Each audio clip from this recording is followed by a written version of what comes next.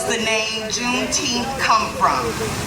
Juneteenth is a combination of June and 19th to commemorate the day that Union General Gordon Granger announced the abolition of slavery in Texas on June 19, 1865. Texas was the last state to do so.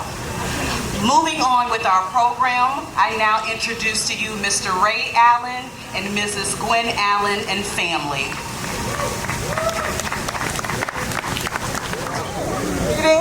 Greetings everyone. We are Kuumba dancers and drummers of Tampa, Florida, and Kuumba means creativity in Swahili. Our purpose is to promote, preserve, and educate the community about our African ancestral heritage, and we do it through the performing arts, through music, dance, and literature. Traditionally in Africa, African music and dance played a very important part of their everyday lives, so for everything they did in life, there was dance and music. So there were all types of healing dances, celebration dances, work dances, hunting dances, war dances.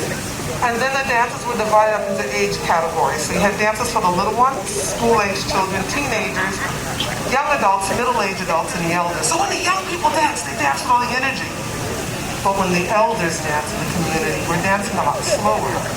But we're extremely graceful and we're carrying the history and knowledge of our people. Today we dedicate our music and our dancing as a blessing to each one of you here in the Lakeland community and for our ancestors who paved the way for the path that we now travel. Thank you. Our first one is called Gumbe. Gumbe is from Guinea, and it's a celebration music and rhythm and dancing that's done after the harvest. Thank you. A recent graduate, I don't hear any cheers, a recent graduate of the University of Florida who is now employed with Ag America in Lakeland. So without further ado, I would like to introduce to some, present to others, my little sister, Chandra Carpenter Frederick.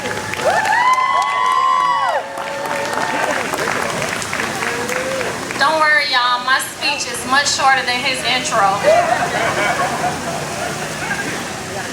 How many of you have ever heard the phrase, sticks and stones may break your bones, but words will never hurt you? You heard that before? Yeah. It should be abundantly clear that those words simply are not true. Words, when filled with hate, they hurt. Those words prop some people up to do hateful things, establish and enforce hateful policies. And those words can also find a home in the hearts of those easily influenced to carry hate for years, decades, and centuries. I'm here today before this beautiful Juneteenth celebration to tell you that words do matter, that death and life are in the power of the tongue. So it is past time for us to speak life over our freedom, which in many ways still eludes us. Perhaps you see my shirt today.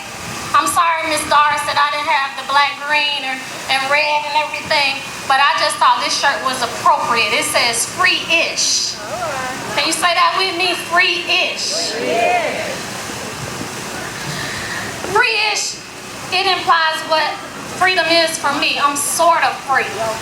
It's past time for us to take measurable action towards claiming our full freedom and rights in society. And today, many of the people that have been on this stage have told us how we can do that. We can vote and we can speak out. To do this, it requires collective action, but also individual responsibility. I'm not going to talk right now about the collective action. I want to talk about the individual responsibility.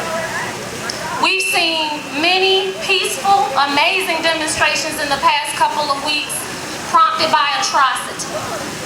It's in response to us being sick and tired of being sick and tired.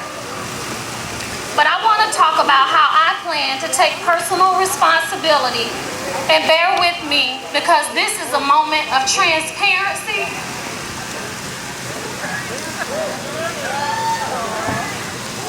And it's not easy.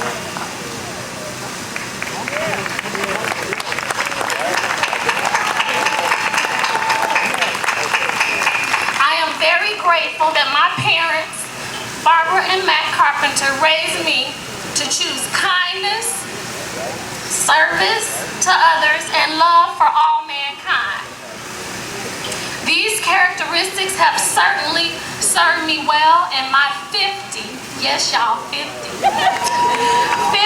years of living. However, those same characteristics have also encouraged me to stay silent, to get along, and to endure when I deserved better. I have seen things and heard things that illustrate the covert racism that permeates our society.